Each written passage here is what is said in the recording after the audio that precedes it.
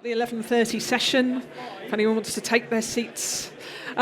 So my name's Seffi Sefton-Smith. I'm here from Brightwave today, and I'm going to talk to you about a blended e-learning programme we've completed recently for the HMRC, all about keeping trade moving, keeping customs flowing after a potential no-deal Brexit. So very topical stuff. So we'll start off, we've got a short video presentation just to give you a bit of a flavour of what it was we were up against.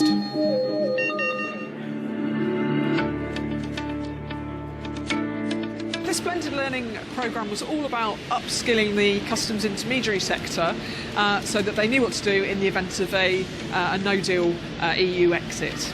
Well, of course, this project came at us in a way with very short deadlines, and because of the issues related to Brexit and the issues for traders in getting their goods across borders in the event of day one no deal, and to work at pace to deliver what I think everyone would agree is very high quality learning for our delegates has been a very positive thing. It's a great example of two capital businesses coming together to deliver a tough project to tough deadlines. This was an exceptional project in exceptional circumstances, and it just goes to prove really that we can deliver these sort of complex programmes in a short time scale at a speed and quality that like no one else in the industry.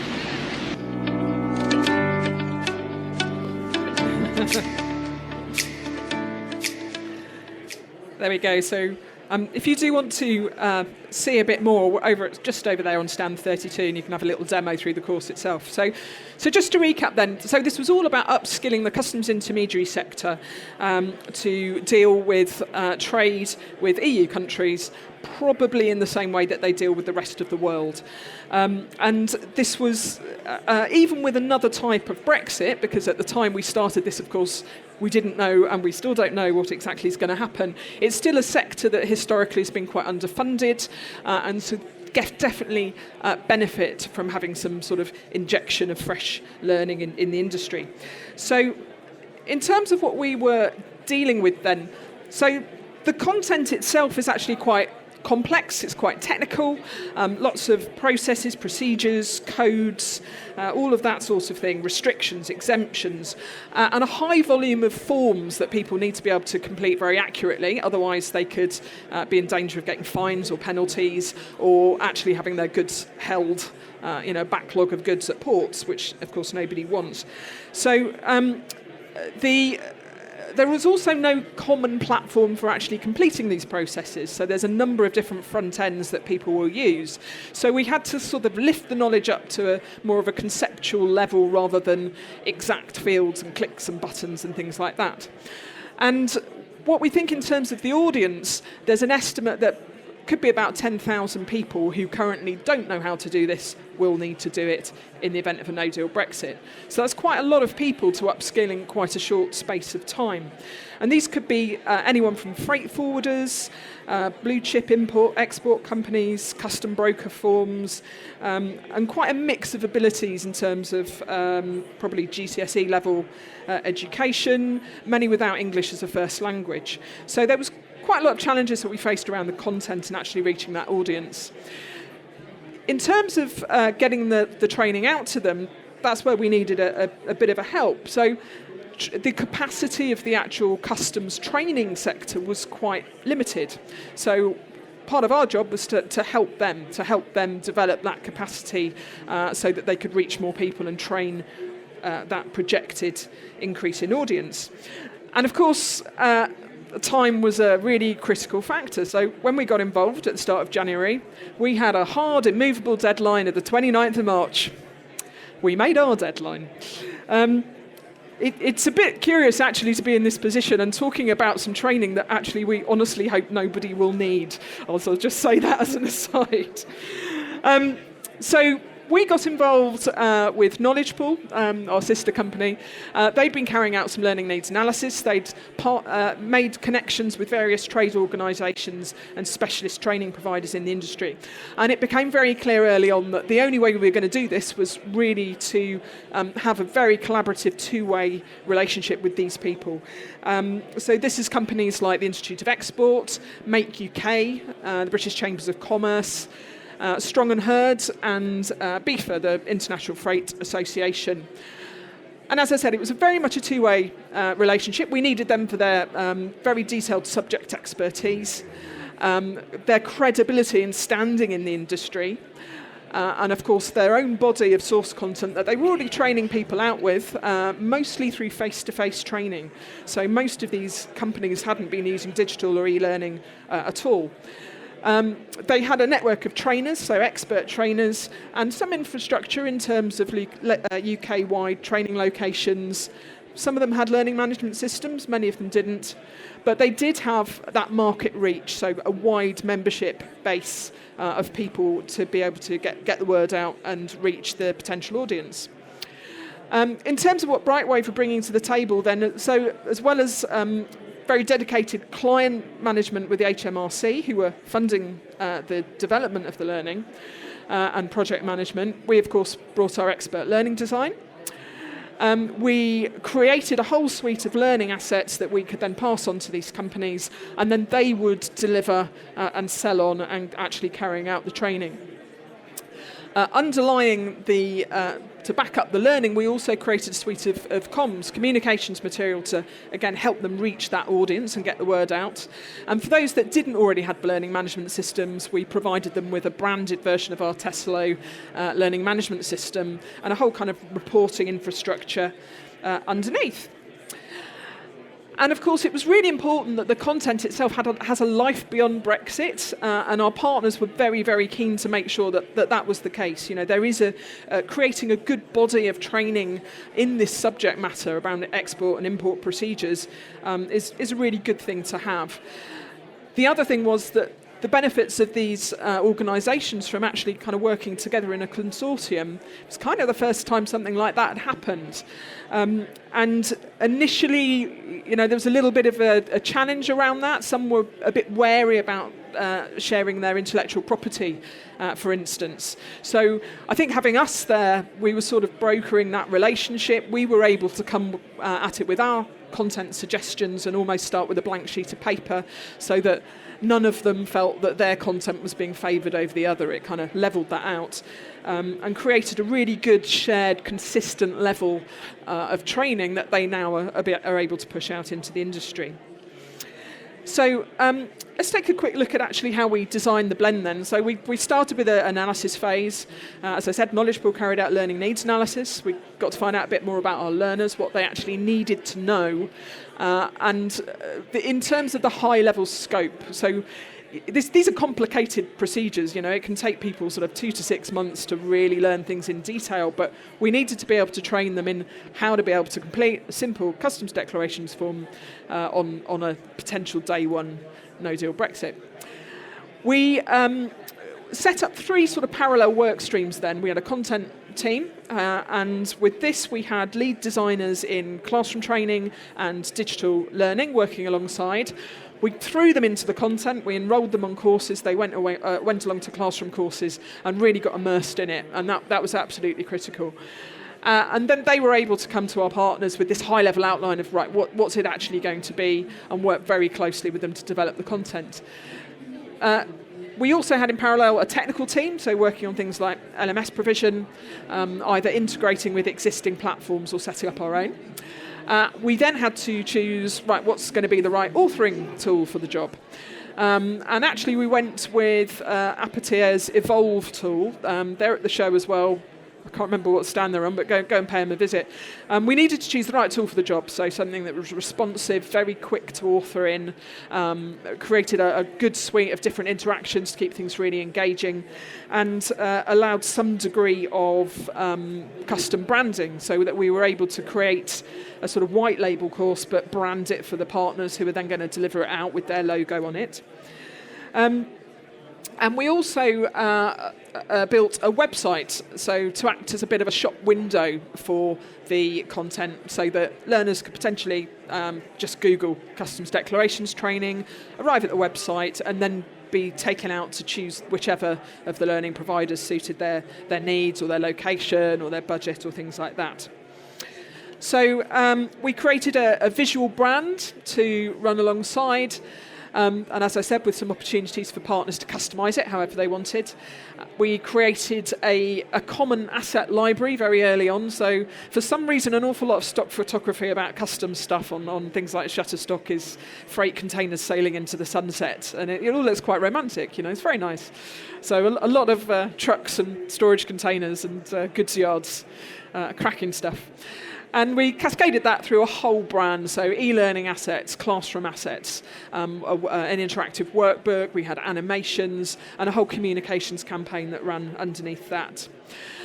A governance stream underpinning the whole process as well then, so some dedicated client and partner management, making sure that people were really, really clear about their contribution, their responsibilities, and a whole way of designing the reporting structure, so we'd be able to get some really good stats out of the back of it, and user evaluation as well. So, what did we come up with? So it was important that we had a really flexible package of materials that then our partners could deliver in the way that best suited them. So we created 11 modules of responsive digital learning. There were a 3-hour version and a 5-hour version that was complete with things like assessments. And that was a prerequisite in some cases for enrolling in face-to-face training. So we had a day-long version, a half-day version, according to what people wanted.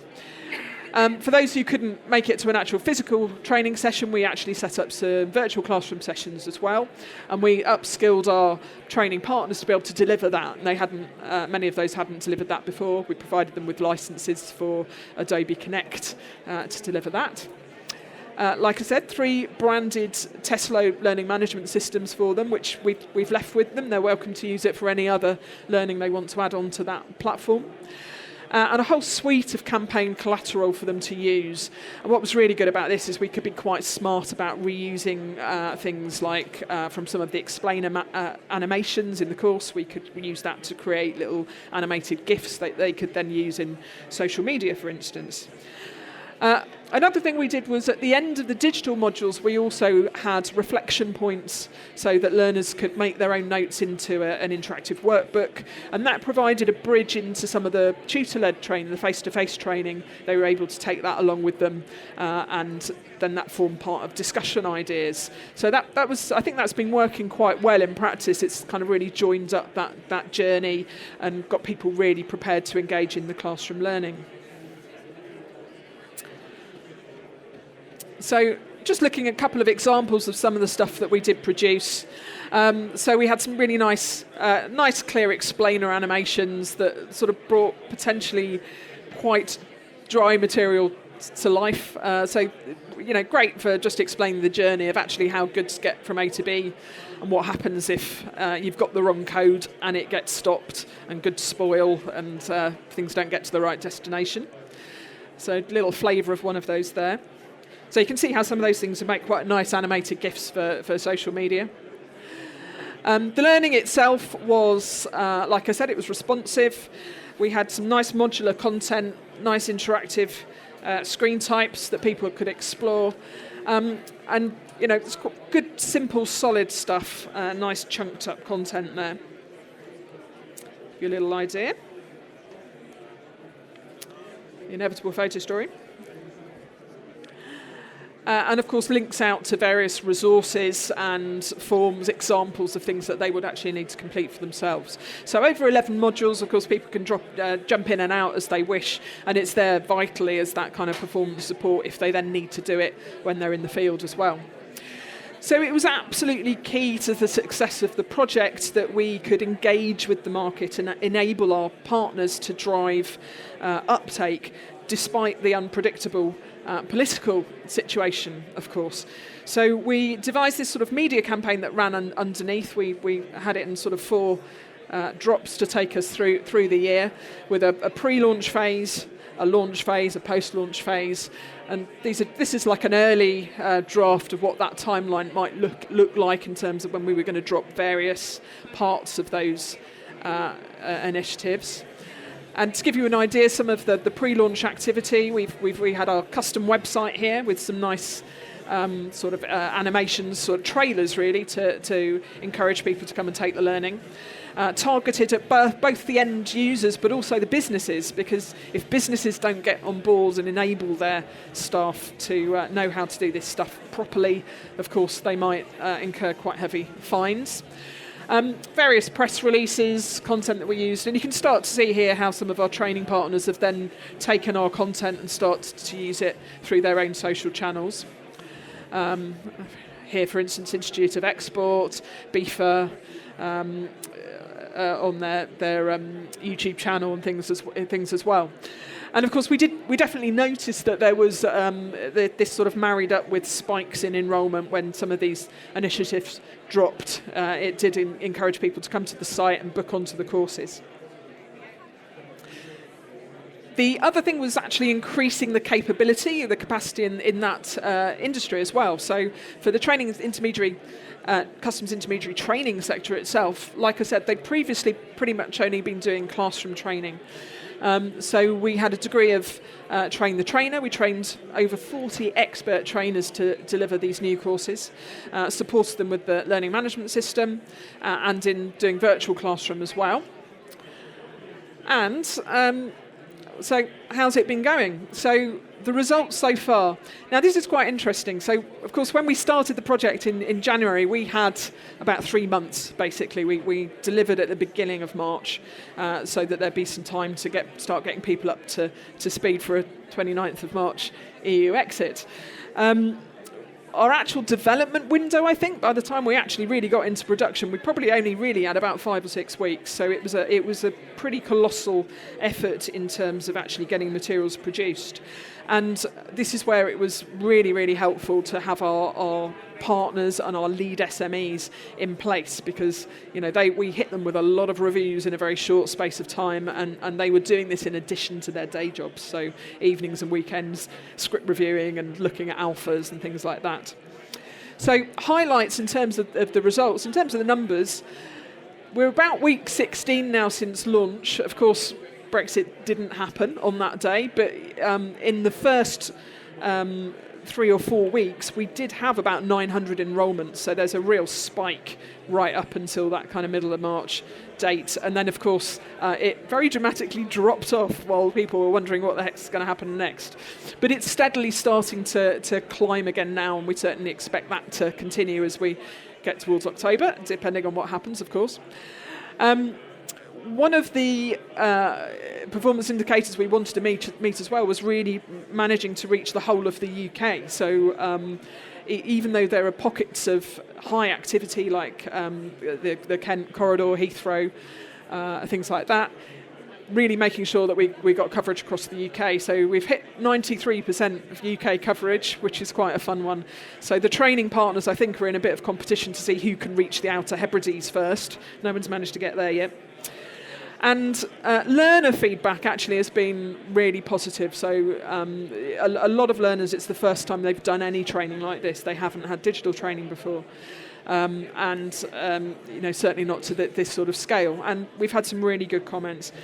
I think it actually includes my favourite piece of learner feedback through a 25-year career is actually what else would you like to know about customs declarations?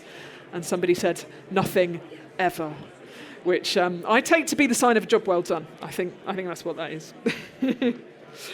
So to close off then, and we'll take some questions as well, I really just wanted to reflect on some of our top tips for making these kind of big, potentially quite critical projects happen fast.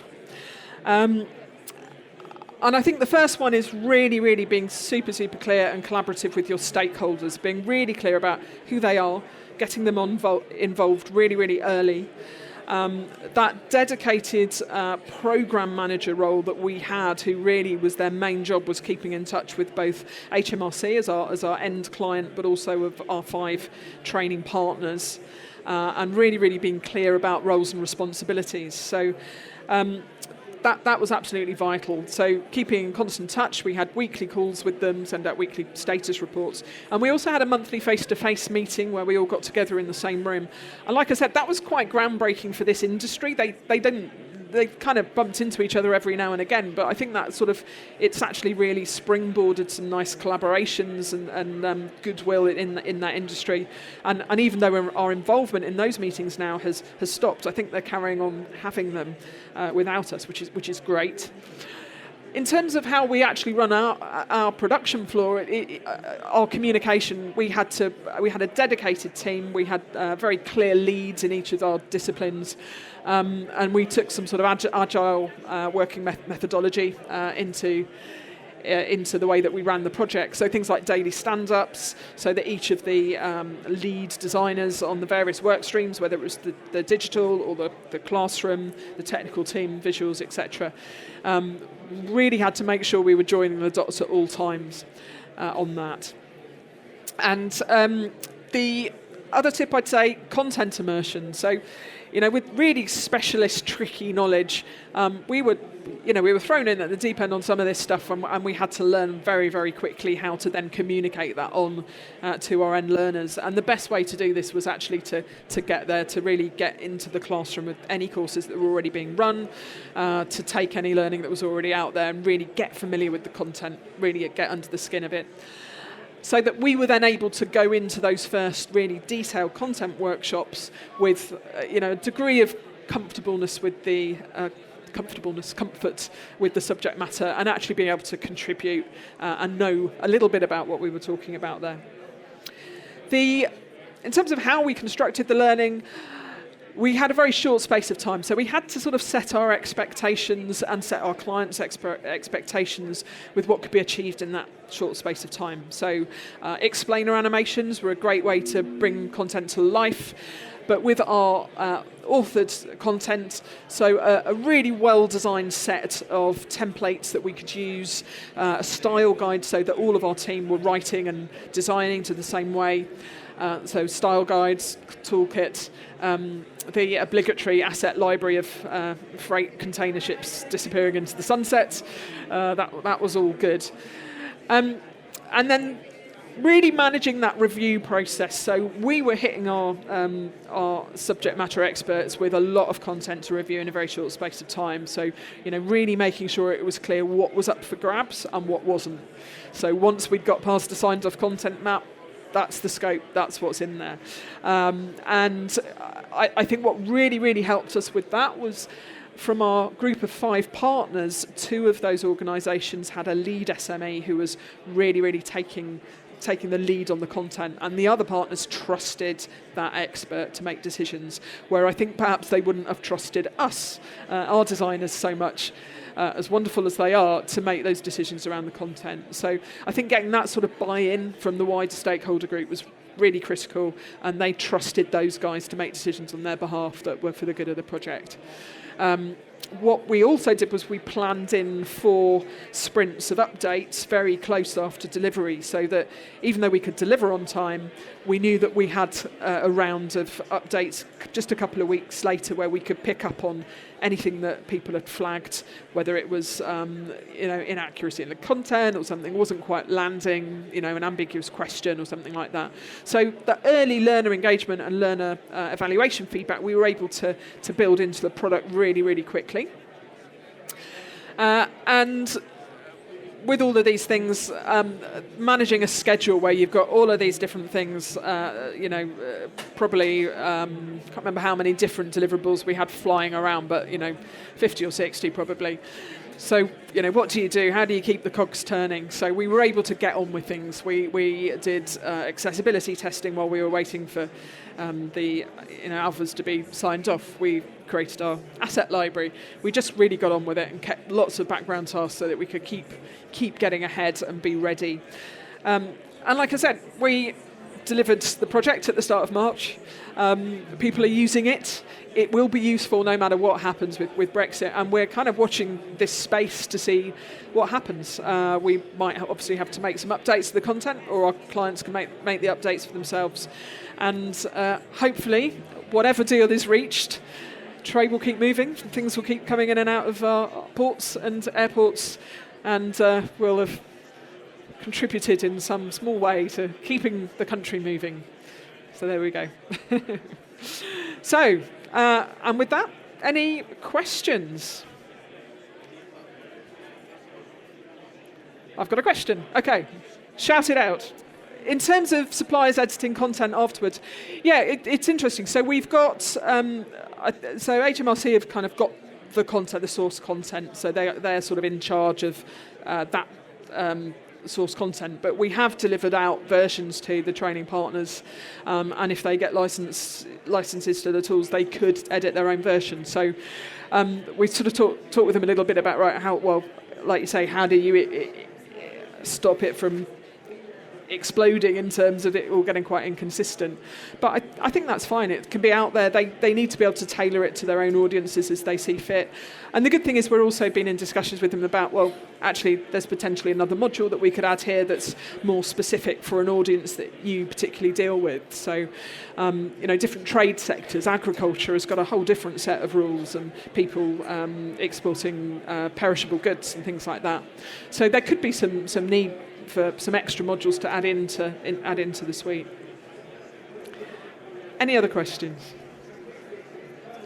Okay, well, thank you very much for listening. If you'd like to see a demo of the actual material itself, please come over to just to the stand 32 there from Brightwave, or if you'd like to see anything else that we do in terms of our work in other spaces. So at the moment we're talking a lot about the immersive technology that we're dealing with as well, and the sorts of projects that we're working on with that, and any of our other sort of bespoke learning, then please do come across and make yourself known to the team. But thank you for listening.